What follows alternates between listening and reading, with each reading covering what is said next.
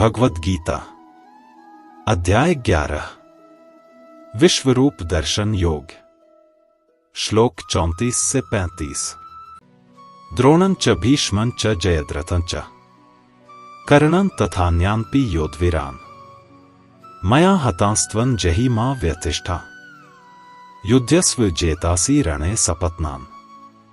संजय उवाच एतत् श्रुत्वा वचनकेशवस्य कृताञ्जलिर्वेपमानः किरीटी नमस्कृत्वा भूय एवाह कृष्णं सगद्गदं भीतः प्रणमय।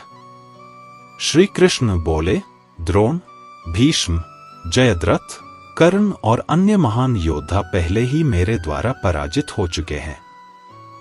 तुम केवल उन्हें युद्ध में मारो, डरो मत, युद्ध करो, तुम अपने शत्रुओं पर विजय प्राप्त करोगे। संजय बोले। केशव के ये वचन सुनकर मुकुटधारी अर्जुन कांपते हुए हाथ जोड़कर खड़े रहे। उन्होंने श्री कृष्ण को बार बार प्रणाम किया और भय तथा भावुकता से भरी हुई आवाज में फिर बोलने लगे। यहां श्री कृष्ण अर्जुन के सबसे गहरे भावनात्मक संघर्ष को समझाते हैं। जिन लोगों के विरुद्ध अर्जुन को खड़ा होना है वे कोई साधारण शत्रु नहीं है। वे उनके गुरु हैं, बुजुर्ग हैं, महान योद्धा हैं और वे लोग हैं जिनका अर्जुन जीवन भर सम्मान करते आए हैं। अर्जुन का दुख केवल युद्ध का भय नहीं था, बल्कि अपने प्रिय और आदरणीय लोगों के विरुद्ध खड़े होने का दर्द था। श्री कृष्ण उन्हें याद दिलाते हैं कि समय और नियति का विशाल प्रवाह पहले से ही चल रहा है। उनसे यह नहीं कहा जा रहा कि वे क्रोध, बदले या घृणा से युद्ध करें। उन्हें धर्म के पक्ष में खड़ा होना है और सही कर्म करना है। श्री कृष्ण सिखाते हैं कि जीवन में कभी कभी ऐसे कठिन क्षण आते हैं जहां कर्म से बचना ही और बड़ा अन्याय या नुकसान पैदा कर सकता है। साहस का अर्थ यह नहीं कि मनुष्य के भीतर भावनाएं न हों। सच्चा साहस तब होता है जब मन भारी होने पर भी इंसान सही मार्ग पर चलता है। इसलिए श्री कृष्ण अर्जुन से कहते हैं, डरो मत, इसलिए नहीं कि परिस्थिति सरल है, बल्कि इसलिए कि वे अकेले नहीं हैं।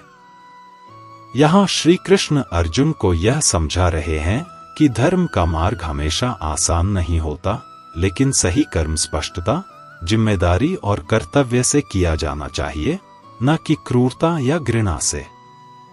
फिर हम देखते हैं कि श्री कृष्ण के शब्द अर्जुन के भीतर कितना गहरा परिवर्तन ला रहे हैं।